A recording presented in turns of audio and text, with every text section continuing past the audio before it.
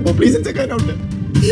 तुम मेरे दर्द का कोई दोस्त देना मैं मेरी अजियत महसूस नहीं हुई कर ली तुमने उससे शादी। बच्चे बगैर ही नहीं करना चाहिए था, पर सॉरी, बस आप नाराज मत होइएगा। Really I am very sorry.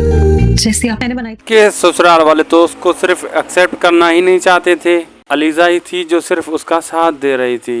अब सब लोग सज्जल के खिलाफ हो जाएंगे और सालिया बेगम तो पहले ही फरीन की बातों में आकर सज्जल पर कितने घटिया इल्जामात लगा चुकी है।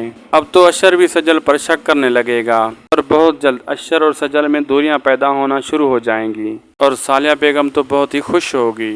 सालिया बेगम अपने हाथों से ही अपने बेटे का घर बर्बाद कर रही है, बल्कि फरीन को तो बहुत ही बुरा अंजाम देखना पड़ेगा, क्योंकि पहले अयाज जैसे अच्छे शौहर को वो खो चुकी, जो उसकी कदर करता था उसे खो दिया। लेकिन अब की बार तो सफीर उसे ऐसा बदला लेगा, सब कुछ अपने नाम करवा लेगा और उसे घर से निकाल देगा। आपको ये ड्रामा कैसा लग रहा है? अपनी कीमती राय कमेंट बॉक्स में दे। वीडियो अच्छी लगी तो लाइक, शेयर और चैनल को लाजमी सब्सक्राइब करें। मिलते हैं अगली वीडियो में, तब तक के लिए अल्लाह हाफिज़।